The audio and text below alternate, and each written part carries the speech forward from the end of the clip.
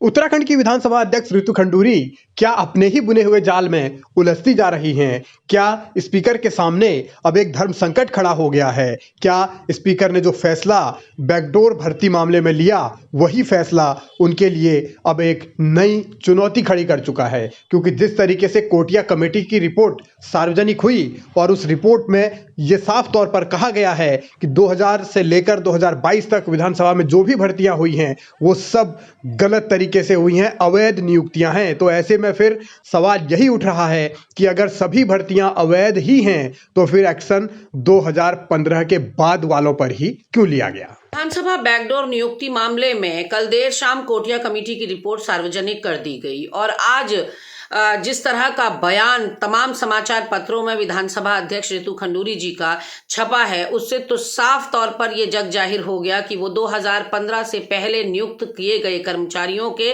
पक्ष में खड़ी हैं और भेदभाव की राजनीति कर रही हैं। रितु खंडूरी 2015 से पहले के कर्मचारियों पर इतनी मेहरबान क्यों हैं ये तो वो स्वयं ही जानती होंगी, लेकिन तीन बातें जो मुख्य रूप से गले नहीं उतरती या उनका बयान जिस तरह से उन्होंने कहा है कि 2001 से लेकर 15 की नियुक्ति का मामला अलग है, वो तर्क कोई भी नहीं दे पाई, आधार कोई भी नहीं दे पाई कि किस मामले में अलग है। कोटिया कमेटी जो कि उनके ही द्वारा गठित थी उसमें इस बात को साफ कर दिया कि अवैध हैं राज्य गठन के बाद की सारी नियुक्तियां।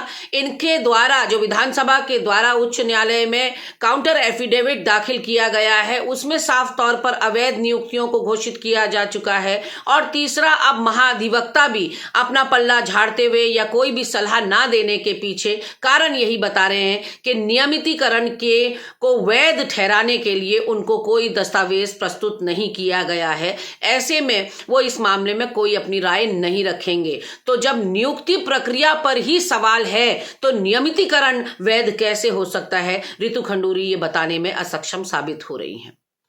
स्पीकर पर आरोप यही लग रहा है कि वो 2015 से पहले वाले कर्मचारियों को बचाने की कोशिश कर रही हैं। सवाल ये उठाए जा रहे हैं कि इसमें उनके कुछ नज़दीकी लोग, उनके कुछ करीबी लोग या फिर उनसे जुड़े नेताओं के कुछ करीबी लोग हैं, इसीलिए एक्शन नहीं लिया जा रहा है। लेकिन सवाल सिर्फ ये नहीं, सवाल ये है कि आखिर इस संकट का समाधान होगा कैसे? विधानसभा में जो भर्तियां हुई है 2000 से 2022 तक, समिति ने भी कहा है कि सब अवैधानिक नियुक्तियां हुई है।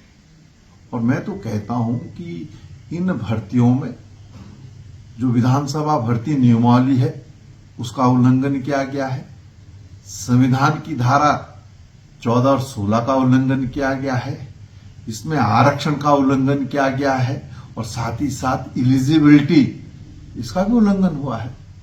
अब 8वीं पास अगर सहायक कंप्यूटर के पद पर रहेगा तो आप अंदाजा लगा सकते हैं कि किस स्तर पर जो है विधानसभा में भर्तियां हुई है। और मैं तो कहता हूं कि भाई यूकेएसएससी आयोग और विधानसभा में जो भर्तियां हुई है इसकी सीबीआई जांच होनी चाहिए।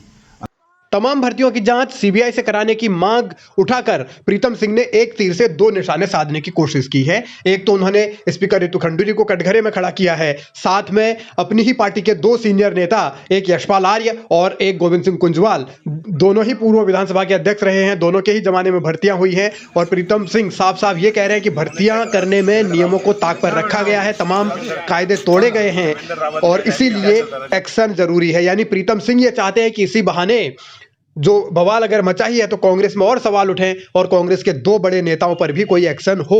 उनकी ये मंशा जरूर है, लेकिन असल में अब चर्चा में है रितु खंडूरी, क्योंकि उनको ही अपने डिसीजन को अब सही तरीके से जस्टिफाई करना है। क्योंकि कोटिया कमेटी अगर ये कहती है कि भर्तियां एक ही प्रक्रिया के तहत हुई हैं तो फिर एक्शन सभी पर क्यों नहीं लिया जाना चाहिए? यही सवाल रितु खंडूरी से हर कोई पूछना चाह रहा है।